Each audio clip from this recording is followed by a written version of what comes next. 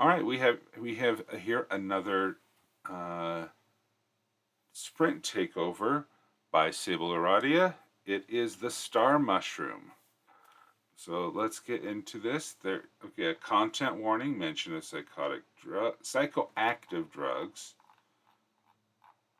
as one could assume mushrooms. Wow, beautiful article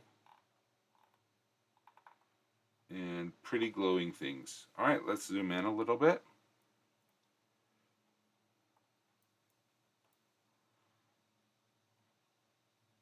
Blue compass. Oh, okay, that accesses the table content. Okay, we have a diagram here. Scientific conservation height. All right. Open clip vector art. Okay. All right, those are other things. All right, symbol. All right, so this looks, um, at a quick glance, looks very well organized. All right, so now we'll zoom in a little bit more for this.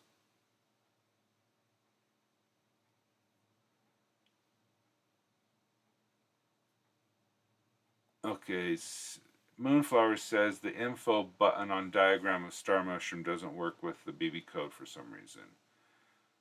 The difference between psychoactive can have many different effects. Alcohol and caffeine, I'd argue, are both psychoactive.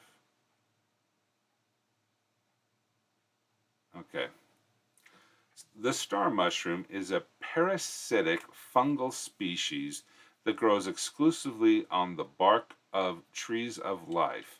They are easily recognized by their smooth blue translucent surface, their eerie bioluminescent blue or green glow, and most significantly, their enormous size. Okay, they are easily recognized by their, okay, and most significantly, their enormous size. Okay, so we do have a three there. It is interesting to have a parenthetical in the middle of a series, a comma separated series of descriptions.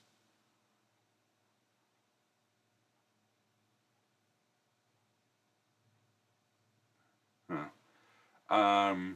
A typical mature mushroom in a given fungus is roughly the size of a stack of townhouses, and indeed creatures often hollow them out and make homes for themselves.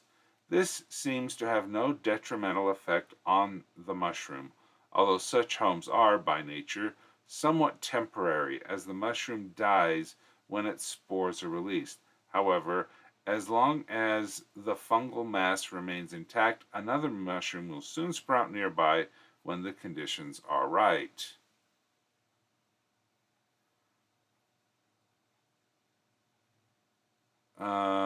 Green glow, and there are no. Um,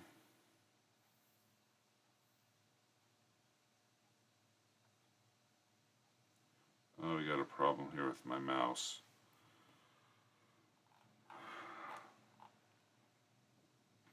Uh,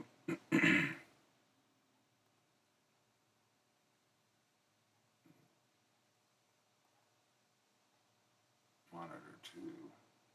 Okay, there we go. I think this is a good thing. Um, I th- I'm trying to avoid personal style, but there seems to usually with technical writing such as this regarding, I probably would avoid the language that like parentheticals, like the however. I would probably most take out most significantly, because that that is inserting opinion into the into the article because um, okay, smooth translucent surface, eerie bioaluminum, uh, bioalum, they're glowing, and their size. To add the word most significantly, there inserts an opinion in a statement of fact. And so, um, depending on how you want to present this article as more of a scientific thing or as a narrative about it, um,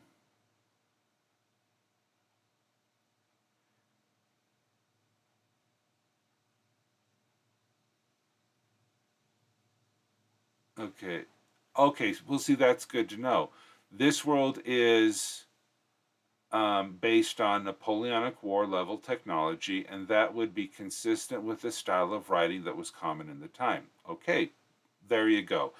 And that overall consistent style would um, definitely trump what is my recommendations because my background is computer technical manual writing, and so that's where I come from. But that's really good to know.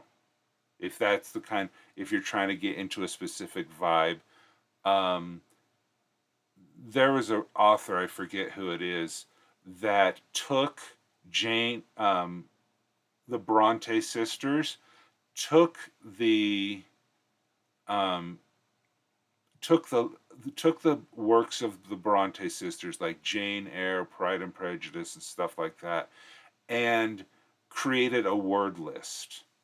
And then she sent her novel through this word list. And if there was a word that she used that had not been found within a Bronte sisters novel, she took it out so that it would prevent her from using a word that was too modern within her novel because she was writing a Regency romance. And so that was one way she prevented style. So knowing that is good. Okay, anatomy. Well, she's a professional. Mary Kowal, um, she's one of the hosts of the Writing Excuses podcast. Okay.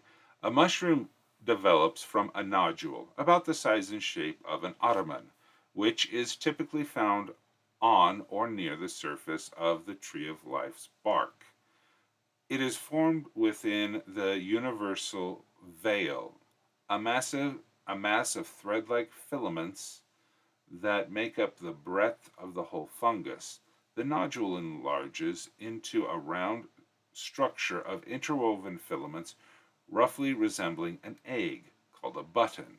The button has a cottony roll of filaments, a bump in the universal veil that surrounds the developing fruit body. Mary Robinette Kowal. Yes, that her.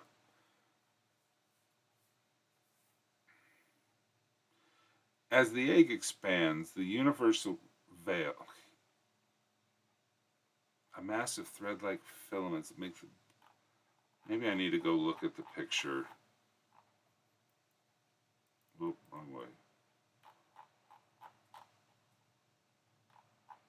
Wait, what happened to it?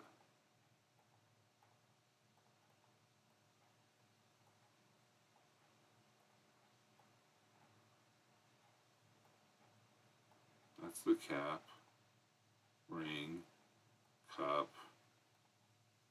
Okay, there, good. UK, universal veil. Okay,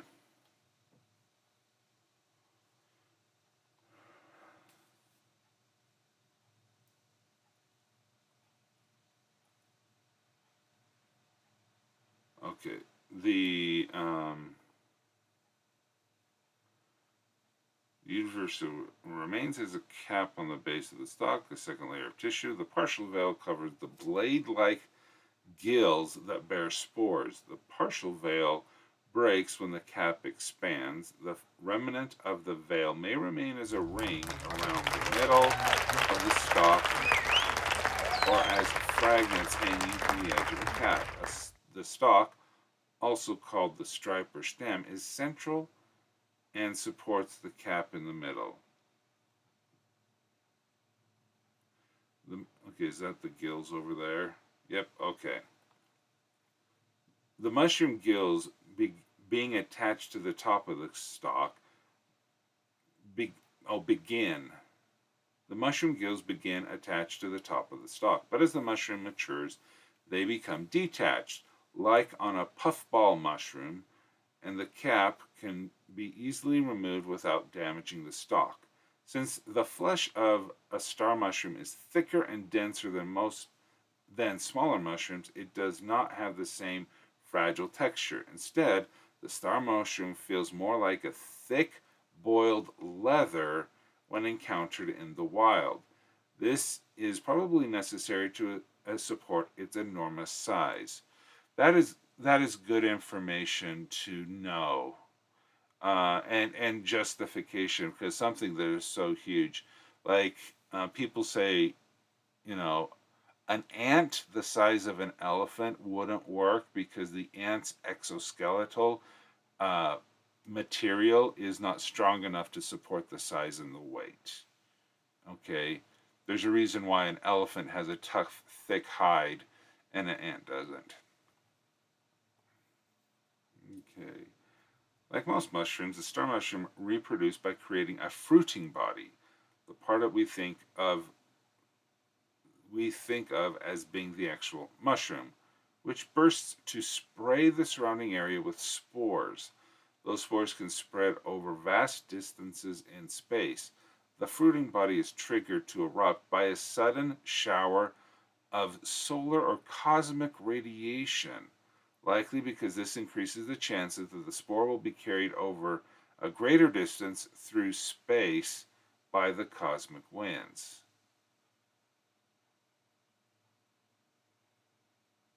Yeah. So, yeah, and thank you for that point about the ants and being able to breathe. So I do like how you do talk about the thicker, denser, and a thick boiled leather. I mean it. Yeah, I do like that.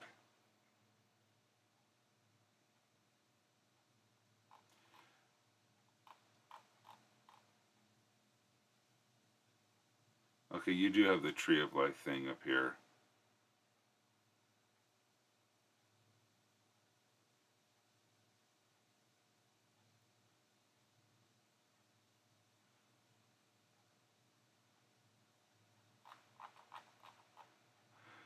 Because I so the tree of life, it appears, um, is not on a planet. Am I understanding that correctly? Because you're talking about solar or cosmic flares. The tree of life, I guess, is not on a planet. Okay, a seafaring species of plant. It's long, more than a sprint. Eh. Okay, the tree of life is basically planet sized, but it is a tree. Trees of life. That answers that the question I was about to ask. Let's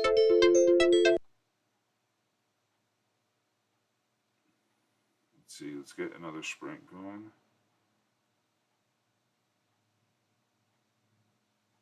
Uh, Start.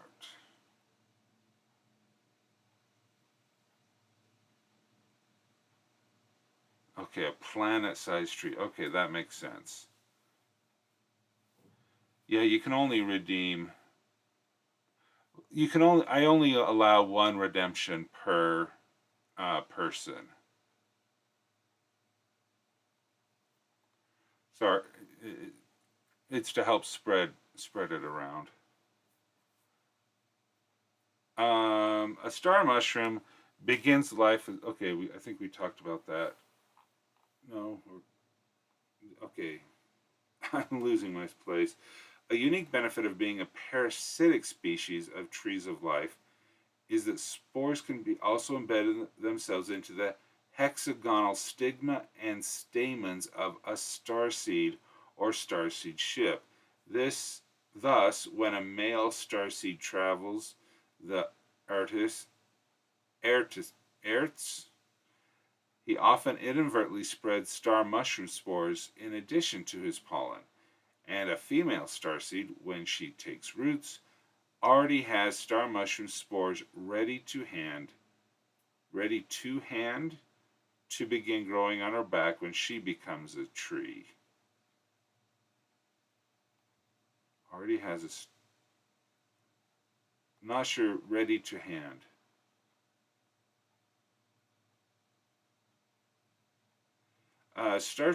Star mushroom spores, despite the size of the adult fungus, still propagate as microscopic particles resembling blue glowing dust or pollen in the aggregate.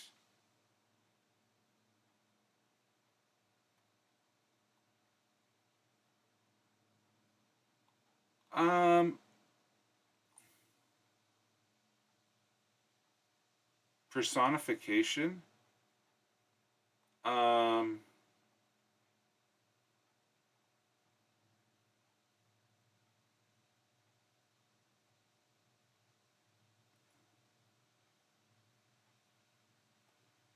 Two hand is a legit expression in Canada. Okay.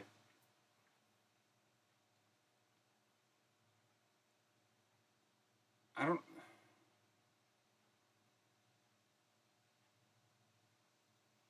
I'm not getting kinky out of this. Okay. All right. Trees don't have hands. Yeah, that's true.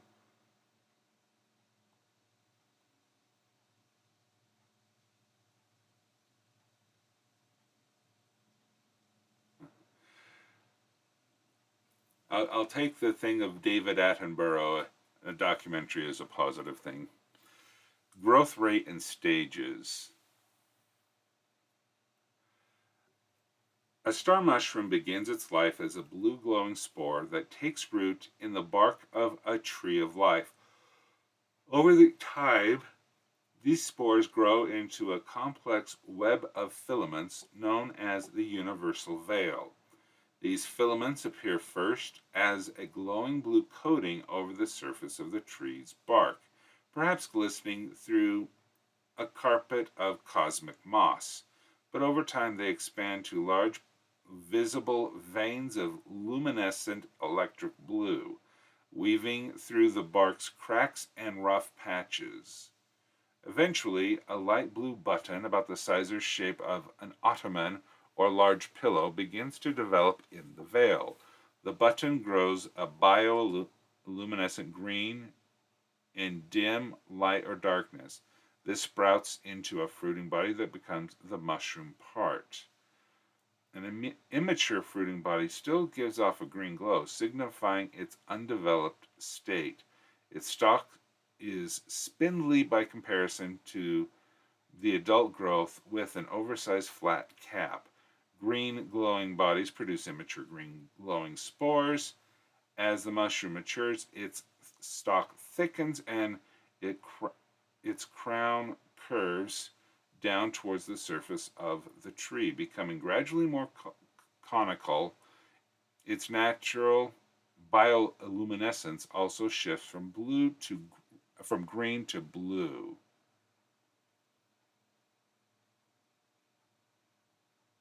I'm not falling asleep, Kajetan.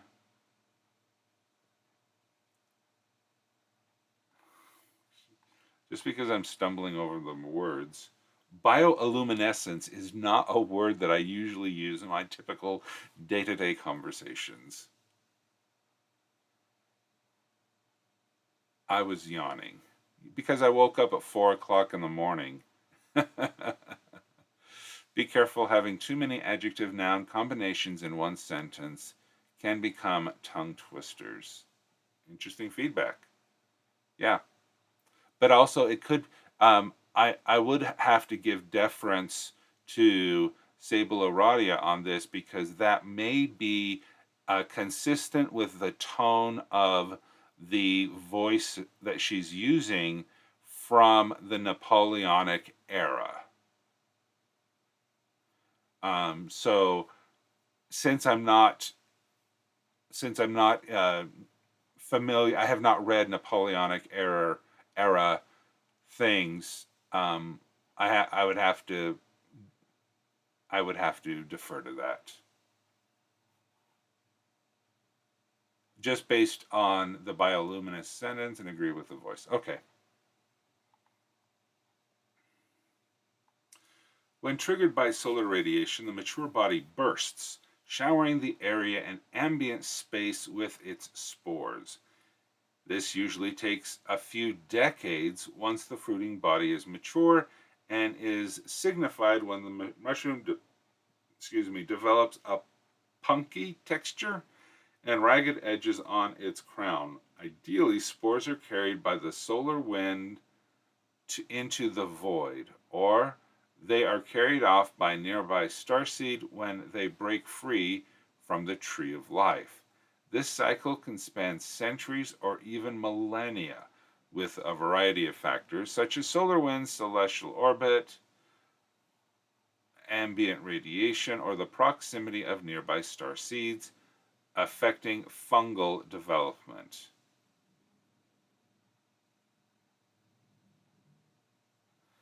Okay.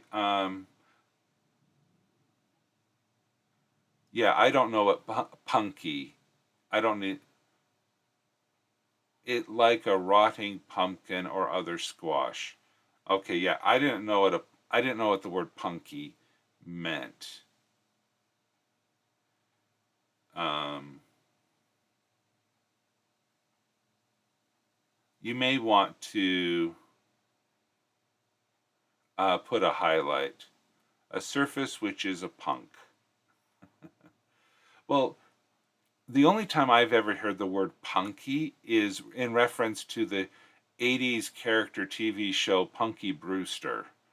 And it doesn't, punky meaning like a punk, but smaller and cuter.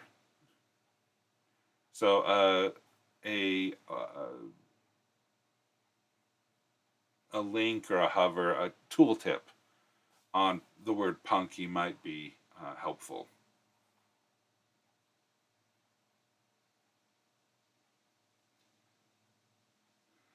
Let's see. Okay.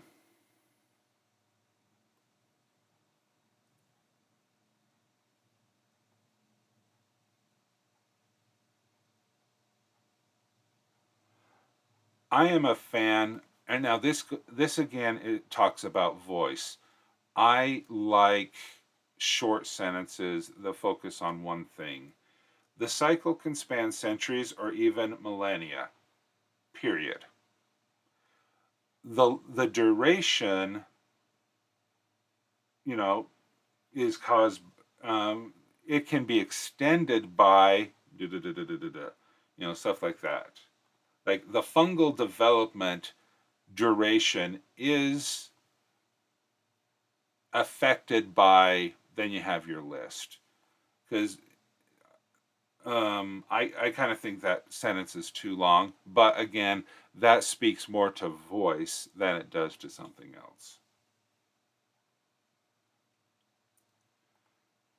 As long as the universal veil remains undamaged, the mushroom itself can live for eons, perhaps as long as the tree on which it grows.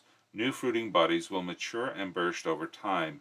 It is likely that the fungal body will not normally die until the tree of life itself does. Star mushrooms grow exclusively on the bark of trees of life. They will grow in atmosphere on immature trees, but they do not usually produce fruiting bodies until the tree is fully mature. Star mushrooms feed on old bark and other decomposing materials on a tree of life surface. This may include microbial forms, life forms, cosmic moss, other fungi, and once living creatures that made their homes on the surface of the tree.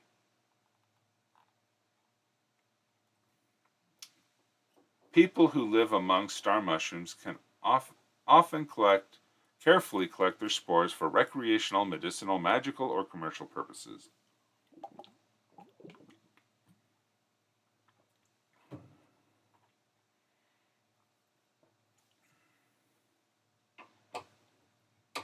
You're right, Moonflower. The sentences are not so long as to make no sense except for a select few. Yeah.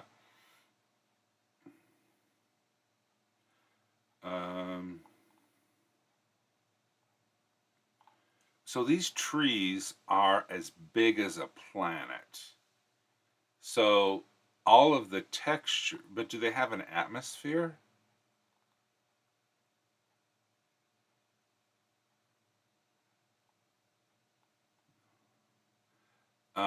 The spores of the immature star mushroom, distinguished by bioluminescence, are hallucinogenic and euphoric, containing a psilocybin compound. Being throughout Beings throughout known space use them for religious rites, seeking visions, and recreation. They may be used in some variation of some that whatever that word is for their fey wine, for their euphoric effect, especially among the sloth. Green spores are contraband in most spaceport cities. Ah, ha, ha, okay.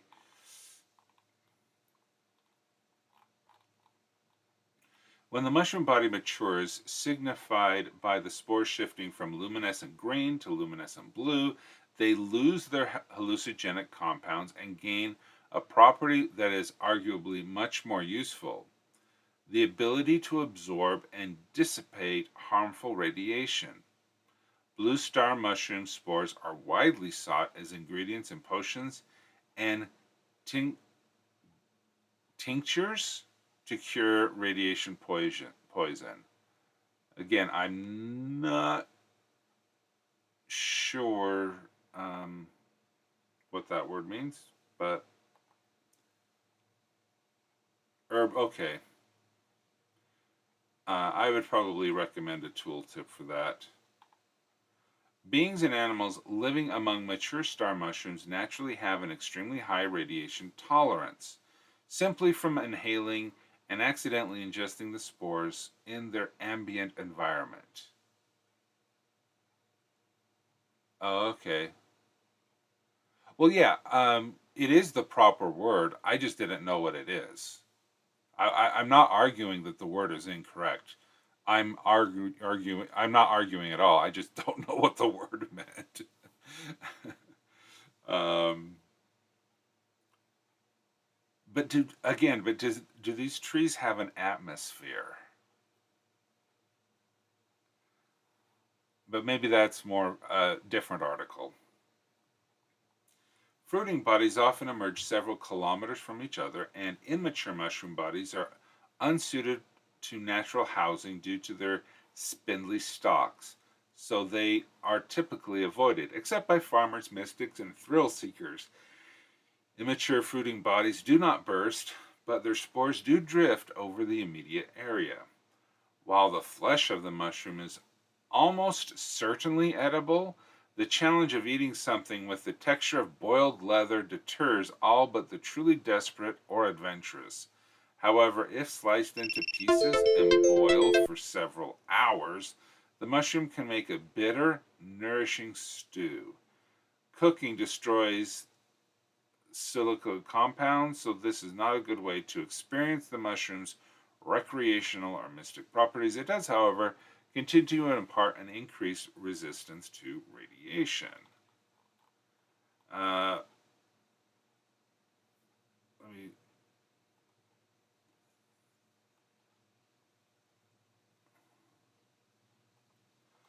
various insecticide and animal life forms such as jewel bug, sentient beings such as gnomes, elves, and ratat, ratatosk choose to make their homes in biomushrooms. Jewel bugs, attracted by the bioluminescence, help spread spores, as do sentient inhabitants. Some bird species might also choose to nest in a previously hollowed out dwelling, but will not make habitats of their own.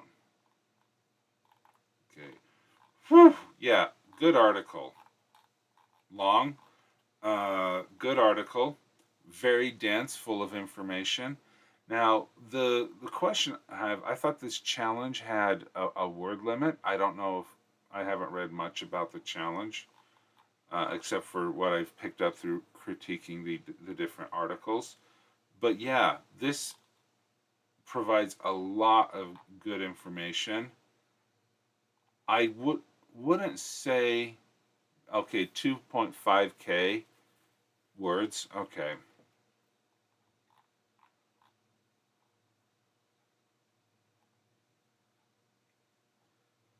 The the challenge I have with it is I don't have enough knowledge about the trees of life.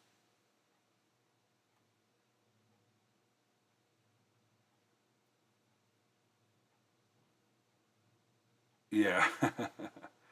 I don't know enough about the environment of the trees of life. So a lot of my questions are not about the article itself, grammatically or structurally or stuff like that.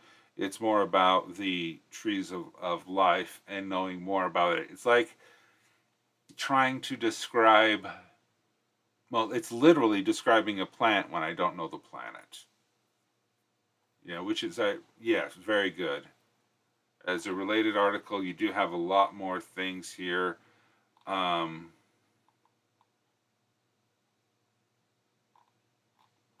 but it sounds very true to life.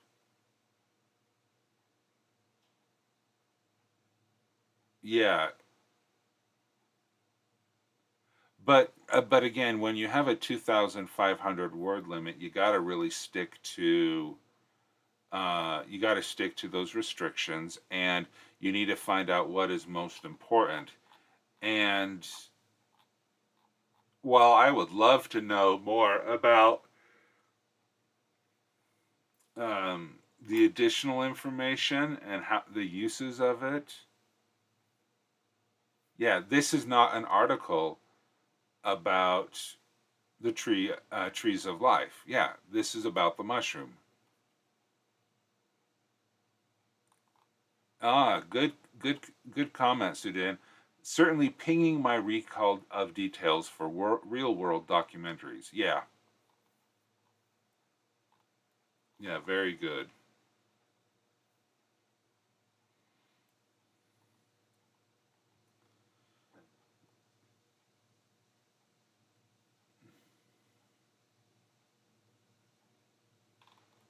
Okay, like so here are the trees of life. Here's that anatomy, genetics and reproduction, growth rate.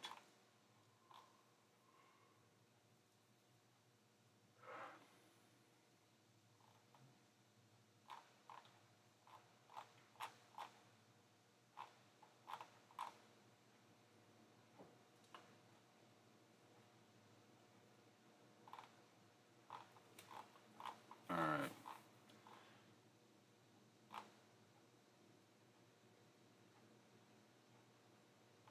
Yeah, fun stuff. Thank you so much for sharing this.